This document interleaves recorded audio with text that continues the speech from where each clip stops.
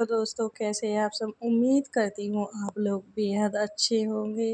तो मैं यहाँ पर लेकर आई हूँ mafia the lover little girl का 7वां भाग। उम्मीद करती हूँ आप लोगों को ये कहानी पसंद आ रही होगी। अगर पसंद आती है तो लाइक ज़रूर करें और कमेंट करके मुझे ज़रूर बताएं। और अगर आप लोगों ने मेरे चैनल को सब्सक्राइब नहीं किया है तो प्लीज़ सब्सक्राइब ज़रूर कर लेना। चलिए कहानी शुरू करते हैं। सरदार जो मेरे बालों को हाथ भी लगाया तो तुम्हारे सर पर एक बाल नहीं छोड़ूंगी। प्रिया ने उसके बाल मुट्ठी में पकड़ खींचते हुए बोला, मेरे बाल छोड़ बंदरिया, वरना मैं भूल जाऊंगा कि तेरी तबीयत ठीक नहीं है। मुझे बंदरिया बोला तू। बंदर वो भी बड़ा बाला। तू भूतनी तो तू भूत चुड़ैल है तू। मेरे बाल छोड़। चुड़ैल तो तू तू तो प्रिया को मेल वर्जन मिला ही नहीं। इसलिए उसने विमान से पूछा, टेडी चुड़ैल का मेल वर्जन को क्या बोलते हैं। विमान ने अपने बाल छुड़ाए और जोर जोर से हंसते हुए बोला, चुड़ैल का कोई मेल वर्जन नहीं होता, इसलिए तू चुड़ैल है। हाँ टेडी, मैं अब तेरा खून पी जाऊंगी, वरना चुप हो जाओ। प्रिया बेड पर खड़ी होती हुई अपनी कमर पर एक हाथ रख और उंगली विमान की ओर पॉइंट करती हुई बोली, मरना क्या। हाँ मरना क्या, कुछ नहीं, तेरे पास जा, दफा हो यहाँ से। विमान बेड पर पसरते हुए बोला, मैं तुम्हारी उन 2 गर्लफ्रेंड से तुम्हारा ब्रेकअप करवा दूंगी। क्या? नहीं पीहू, ऐसा मत करना, मैं डर गया। विमान ने रोने की झूठी एक्टिंग करते हुए कहा। प्रिया विमान को ऐसा करते देख खुश हो गई, पर विमान ने आगे कहे शब्दों से उसकी स्माइल गायब हो गई। विमान ने एक बार फिर उसकी चोटी खींचते हुए बोला, जा यहाँ से कचड़ा कहीं की, मैं तेरा ब्रेकअप करवा दूंगी। अब तेरे पास कुछ नहीं है और ज़्यादा बोली ना तो जो टेडी लाया हूँ ना उसे वापस ले जाऊँगा, इसलिए मुझसे इज्जत से बात कर। विमान ने फिर से बेड पर लेटते हुए अपनी आंखें बंद करते हुए बोला। जब प्रिया ने विमान की बात सुनी तो उसने झट से अपना रुख ही बदल दिया और बेहद ही क्यूट सा चेहरा बना बोली, टेडी मेरे प्यारे टेडी, मैं तुम्हारी बेस्ट फ्रेंड हूँ ना, तुम नए वाले टेडी को वापस नहीं करोगे ना। प्रिया ने टिमटिमाती हुई नज़रों से विमान की ओर देखते हुए बोला। विमान ने उसे देखा और अपनी एक भौं चढ़ाते हुए बोला, अच्छा मक्खन लगा रही है। मैं और अच्छा कब से, बताना ज़रा। अभी कुछ देर पहले तो क्या क्या बोला जा रहा था, और धमकी, वो भी ब्रेकअप कराने की। ना बेटा ना, अब तेरी दाल नहीं गलने वाली। रिया ने विमान की बात सुनी तो उसे लगा अब सच में विमान टेडी को वापस कर देगा। उसका क्यूट सा चेहरा रोने सा हो गया और उसकी मोटी मोटी आंखों में पानी भर आया जो किसी भी वक्त बाहर आ सकता था। जब विमान ने देखा प्रिया कुछ नहीं बोल रही तो उसने आंखें खोल प्रिया की ओर देखा, जो उसे ही अपनी आंखों में आंसू लिए देख रही थी। विमान घबरा गया और फट से उठा और प्रिया को अपने गले से लगाते हुए बोला, अरे अरे रोना नहीं, मैं मजाक कर रहा था यार, मैं नहीं दे रहा तेरे उस खिलौने को वापस। विमान के बोलने पर भी प्रिया की आंखों से आंसू निकल गए और वो सिसकने लगी। विमान अब सच में बेहद घबरा गया था। उसे पता था कि प्रिया जब भी रोती थी उसके सर में बेहद दर्द होता था और अभी तो वो बेहोश भी हो चुकी थी। विमान ने उसे अलग किया और घबराते हुए और उसके आंसुओं को साफ करते हुए बोला, पीहू शांत हो जा यार, मैं नहीं दे रहा तेरे उस खिलौने को वापस। तू जो बोलेगी वो करूँगा, प्रॉमिस, पक्का। प्रिया ने अपने आंसू साफ करते हुए बोला, हाँ पक्का, अब रोना नहीं, ठीक है। हाँ पहले मुझे टेडी दो, रुक मैं अभी लाया। वो विमान उससे अलग हुआ और रूम की अलमारी से उसने उस बड़े से टेडी को बाहर निकाला जो उसने प्रिया को सरप्राइज करने के लिए उसकी अलमारी में रखा था। खान प्रिया के पास आया और उसे वो बड़ा सा टेडी देते हुए बोला, ए लो, अब खुश हो जाओ। प्रिया ने उस टेडी को देखा जो लगभग उसकी हाइट का ही था और बेहद प्यारा था। प्रिया उस टेडी को देख उछल पड़ी और जोर से उस टेडी को गले लगाते हुए बोली, इतना बड़ा और इतना प्यारा, ये तो वही है ना जो उस दिन उस मॉल में आखिरी था और किसी बच्ची ने इसे ले लिया था। हाँ, ये वही है, विमान ने मुस्कुराते हुए कहा। उसके सर पर हाथ फेरते हुए बोला, पर ये तो बिक चुका था ना। फिर मैंने उसके जैसा ही ये दूसरा बनवा लिया। अब ज़्यादा मत सोच, इसके साथ खेल। मुझे अब नींद आ रही है, मैं अपने कमरे में जा रहा हूँ। मेहमान ने उबासी लेते हुए कहा, हाँ ठीक है, और जा, कल हम घूमने जाएंगे, कल संडे है, तो हम दिन भर मस्ती करेंगे, ओके। नहीं, मुझे अपनी एक गर्लफ्रेंड के साथ जाना है। मैंने उसके साथ प्लान बनाया है। तुम अपना प्रॉमिस तोड़ रहे हो टेडी। तुमने अभी कहा था कि तुम मेरा कहना मानोगे। प्रिया ने एक हाथ से अपनी आंख मसलते हुए कहा, अच्छा अच्छा ठीक है, चलूँगा तेरे साथ, अब रो मत। देना यार, रोने की टंकी फीट है क्या, जब देखो पानी टपकता रहता है। विमान बड़बड़ाते हुए कमरे में निकल गया। विमान के जाने के बाद प्रिया उस टेडी के साथ खेलने लगी। उसके कमरे में ऑलरेडी बहुत सारे टेडी थे। दीवारों पर कार्टूनिस्ट के पिक्चर बने हुए थे। पूरे कमरे की थीम पिंक और ब्लू में थी। पूरा कमरा एक प्रिंसेस की तरह सजाया हुआ था। कमरे के बीचों बीच एक आलीशान बड़ा सा प्रिंसेस बेड था और उसके ऊपर पिंक कलर के कार्टूनेस लगे हुए थे। कमरा बेहद आलीशान था। ज़रूरत की हर चीज़ मौजूद थी। प्रिया का कमरा स्पेशली दादी और विमान ने बनवाया था। आखिर वो लाडली जो ठहरी दोनों की। प्रिया कुछ समय तक टेडी के साथ खेलती रही, फिर बेड से उठी और क्लोजेट से अपने कपड़े ले बाथरूम में चली गई। प्रिया ने एक शावर लिया और एक क्यूट से नाइट वियर में बाहर आई। उसने एक ब्लू कलर का नाइट सूट पहना था, शॉर्ट जो कि उसके घुटनों से काफ़ी ऊपर तक था, जिसमें उसके गोरे पैर दिख रहे थे, और ऊपर एक ढीला सा शर्ट पहना था जो उसके एक कंधे से नीचे सरक रहा था। प्रिया अपने बेड पर आई और उस टेडी को अपने गले से लगाकर सो गई। वो इस वक्त सच में उस बड़े से बेड पर एक प्रिंसेस की तरह लग रही थी, बेहद क्यूट और मासूम। प्रिया की बॉडी में थकावट महसूस हो रही थी, इसलिए उसे नींद के आगोश में जाने में वक्त नहीं लगा। प्रिया को सोए 20 मिनट ही हुए थे कि प्रिया के कमरे को कबीर धीरे से खोला और कबीर अंदर आया। कबीर ने धीरे से गेट को अंदर से बंद कर दिया। उसके हाथ में एक बैग था। कबीर ने प्रिया के कमरे की ओर नजर दौड़ाई, जो एक प्रिंसेस की तरह सजाया हुआ था। जगह जगह कार्टूनिस्ट की पिक्चर और खिलौने और बहुत सारी किताबें। कबीर की नज़र बेड पर गई। बेड चारों तरफ से पिंक कार्टूनिस्ट से ढका हुआ था और उसके बीच में कबीर की डॉल दुनिया से बेखबर सो रही थी। कबीर के पैर प्रिया के बेड की ओर बढ़ने लगे। कबीर प्रिया के बेड के पास आया और उन कार्टूनिस्ट को अपने हाथ से साइड कर अपनी डॉल को देखा तो बस देखता ही रह गया। सोते हुए वो किसी परी से कम नहीं लग रही थी। कबीर ने जब उसे सर से पांव तक देखा तो उसकी नज़र उसके गोरे पैरों पर ही अटक गई। कबीर ने अपने अंदर एक गर्मी का एहसास महसूस किया। वो प्रिया को देख मदहोश सा हो रहा था। कबीर ने मुश्किल से अपनी नज़रें प्रिया के पैरों से हटाई और अपना थूक निकल गया।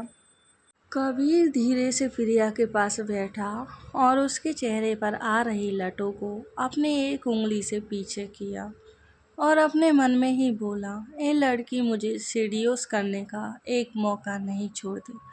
कबीर की नज़र जब प्रिया से हट उसके पास सो रहे टेडी पर गई तो उसकी आंखें जलन से भर उठी। कबीर ने उस टेडी को ऐसे देखा जैसे वो उसका बहुत बड़ा दुश्मन हो। कबीर ने गौर किया तो पाया कि प्रिया ने उस टेडी को कस के पकड़ा हुआ था और अपने एक हाथ और पैर से उसे जकड़ रखा था। कबीर ये देख और गुस्से में आ गया। वो उस टेडी को खींचकर प्रिया से अलग कर देना चाहता था और उसकी जगह प्रिया की बाहों में आना चाहता था। कबीर ने धीरे से उस टेडी को प्रिया से अलग करना चाहा, पर प्रिया की पकड़ मजबूत थी। कबीर के इस तरह करने से प्रिया कसमस आई। कबीर उसी वक्त रुक गया क्योंकि वो प्रिया को उठने नहीं दे सकता था। कबीर ने गुस्से से उस टेडी को घूरा और अपने साथ लाए। बैग में से उसने एक इंजेक्शन निकाला और प्रिया का हाथ धीरे से पकड़ा तो उसे महसूस हुआ कि उसका हाथ हल्का गर्म था। कबीर ने उसकी नस को चेक किया तो पाया प्रिया को हल्का बुखार है। कबीर ने फिर धीरे से वो इंजेक्शन प्रिया के हाथ में इंजेक्ट कर दिया। प्रिया को थोड़ी चुभन महसूस हुई पर शरीर में थकावट थी, इसलिए वो ज़्यादा नहीं हिली और वापस उसी तरह सो गई। कबीर ने उस इंजेक्शन को लिया और पास ही पड़े डस्टबिन में फेंक दिया। कबीर प्रिया की ओर मुड़ा और उस टेडी को एक बार फिर से घूरने लगा। उसने प्रिया के पैर और हाथ को उस टेडी के ऊपर से हटाए और उस टेडी को खींचकर दूर फेंक दिया। ऐसा करते उसे एक राहत महसूस हुई। प्रिया ने जब अपने करीब उस टेडी को महसूस नहीं किया तो वो अपने हाथ बेड पर इधर उधर फेरने लगी। जब उसके हाथ कबीर को टच हुए तो प्रिया ने उसे टेडी समझ एक छोटे बंदर की तरह कबीर से लिपट गई। कबीर एक पल को हैरान हुआ, फिर उसने भी प्रिया को जकड़ लिया और गौर से उसके छोटे से चेहरे को प्यार से निहारने लगा। कबीर ने अपने एक हाथ को बढ़ा प्रिया को परेशान कर रहे बालों को उसके कान के पीछे किया और उसके गालों को प्यार से चूम लिया। कबीर ने एक किस की पर उसका मन उसे और किस करने को हुआ। कबीर ने पहले प्रिया के सर, नाक, गाल को बारी बारी से चूम लिया। जब उसकी नज़र उसके होठों पर गई तो उसने अपने मन में ही कहा, यहाँ नहीं कर सकता। अगर एक बार तुम्हारे इन चेरिस को छू लिया तो इनसे अलग होना मेरे बस में नहीं है और अभी मैं तुम्हें परेशान नहीं करना चाहता। एक बार ठीक हो जाओ फिर तुम्हारी पनिशमेंट को पूरा करूँगा, जो शायद अब पूरी ज़िंदगी तुम्हें मिलेगी। कबीर ने एक कहा और एक बार फिर प्यार से प्रिया की माथे को चूम लिया और उसे जकड़ कर सो गया। कुछ ही देर में कबीर की आंख लगने को हुई कि प्रिया कबीर से अलग हो दूसरी ओर मुँह कर लेट गई। कबीर ने जब ये देखा तो उसे कुछ खालीपन सा महसूस हुआ। उसने आंखें खोलीं तो प्रिया को दूसरी ओर मुँह करे लेटा पाया। कबीर ने ये देखा और प्रिया को पलट फिर से अपने गले से लगा लिया और बोला, नींद में भी मुझसे दूर जा रही हो और मुझे ये बर्दाश्त नहीं। प्रिया भी इंजेक्शन के असर से नहीं उठी और फिर से सो गई।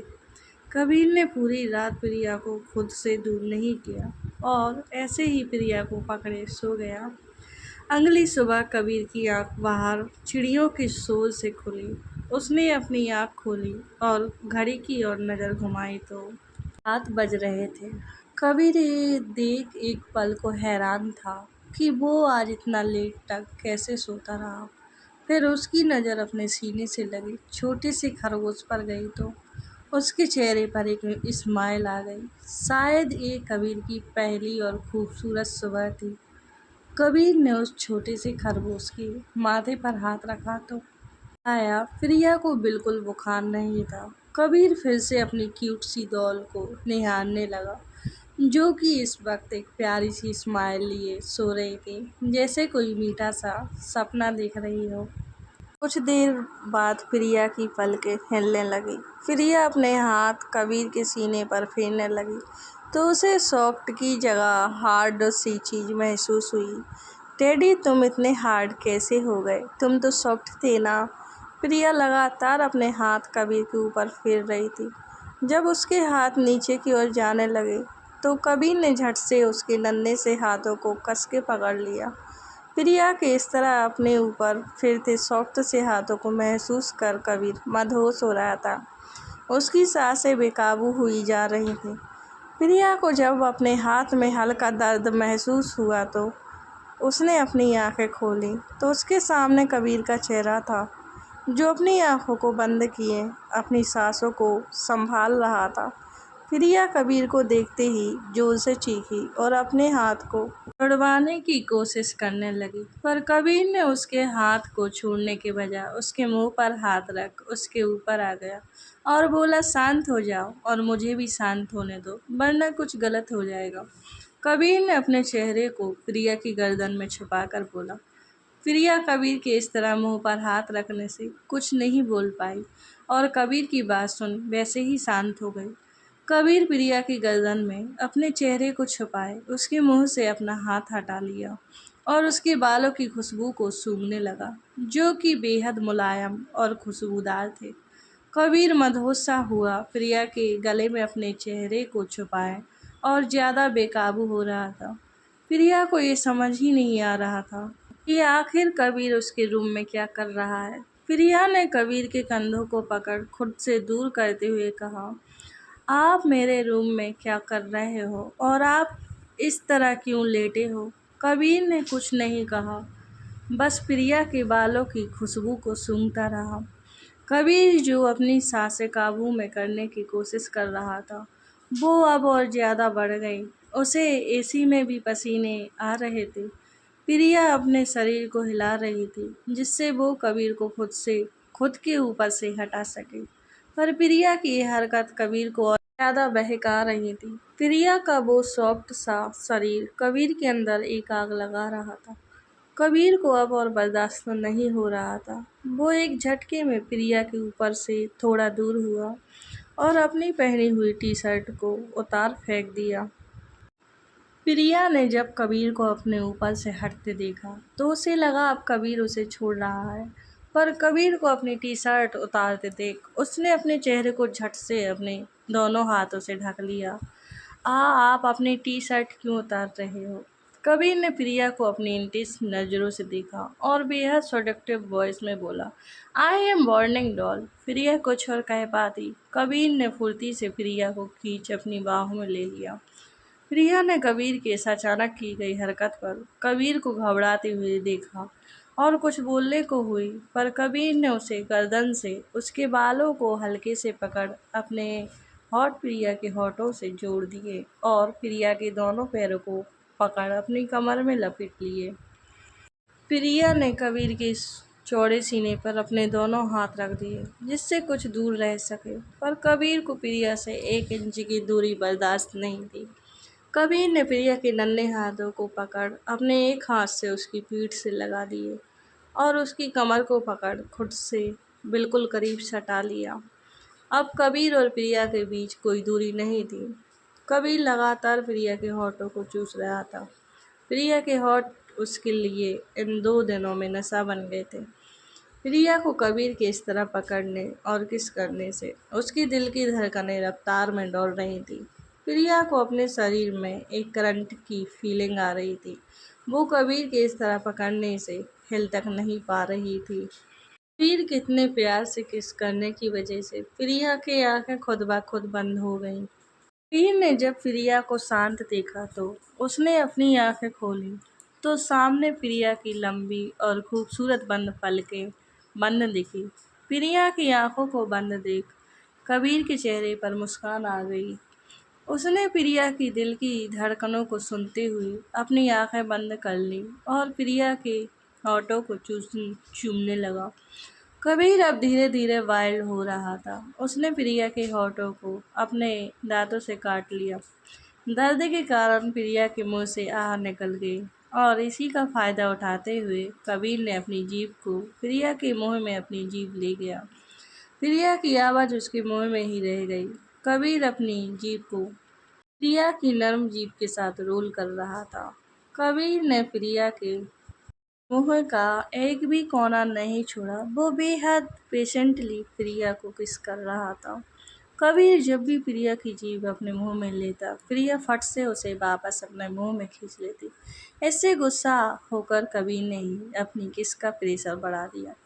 प्रिया को अब कबीर के इस तरह बाइंडली किस करने से सांस नहीं आ रही थी। सांस तो कबीर को भी नहीं आ रही थी, पर वो प्रिया के होठों से अलग ही नहीं होना चाहता था। प्रिया को अब बिल्कुल भी बर्दाश्त नहीं हो रहा था। प्रिया ने तंग आकर कबीर के होठों पर जोर से काट लिया।